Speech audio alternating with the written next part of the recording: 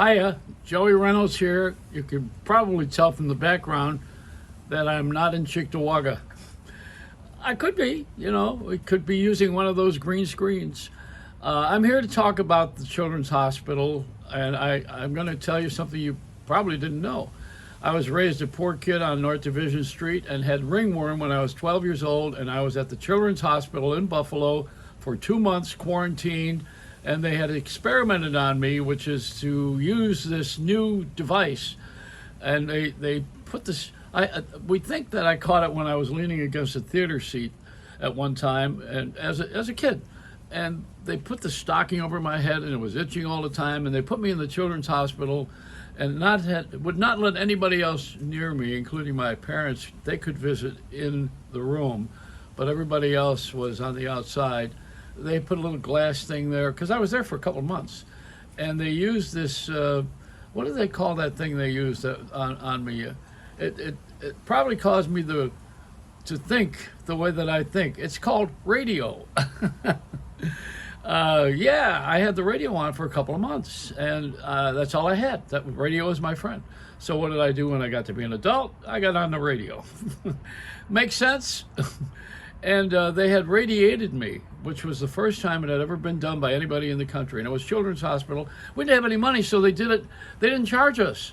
And now the telethon, which is here again every year, I don't know if I'm right or wrong, it doesn't matter, but I think it's the longest running telethon in the country, is the one in Buffalo, the Variety Club telethon. And I would like to salute Phil Buth, who was a general manager of WKBW TV at the time when I was there, and also he was the guy who kept this thing going for a long time. This is a wonderful man who probably should be mentioned, and I am mentioning it because this is the guy that I think kept the flame going.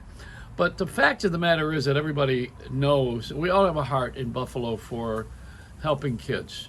It's a wonderful representation with other charities, other places like the Roswell, and famous and lesser known places, because Buffalo has a good charity heart. And we raise money going bowling to give to these organizations that are helping other people who really can't afford to be where they are with their children.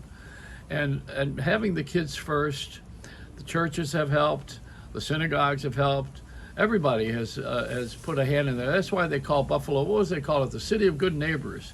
But it's more than that. It's more than that. It's the most generous place I've ever been in my life. And I've had 40 jobs, so I think I've been around the country a little bit. And in this particular setting of the Variety Club at Telethon, which is being done by these guys at your hometown station, they have picked up the ball and they're running with it. It's just wonderful to be a part of this, and I hope that you understand that every little dime counts. I mean, really, it does. I got fired from the telethon in 1966, I think it was, when I was inappropriate on the air about Frank Gorshin, and who was a television star. He was Batman. What was he, the Riddler on Batman, or the Joker, or one of those guys? And the other guy that was on there, telethon, was Forrest Tucker, F Troop. So if you're that old, or you remember those shows, or you watch them on my TV, this is the way it goes. So now I will tell you something. I am a good representative for Buffalo because I have a love for kids, and I have an appreciation for how the telethon was helpful to raise money for me to be able to be in the Children's Hospital.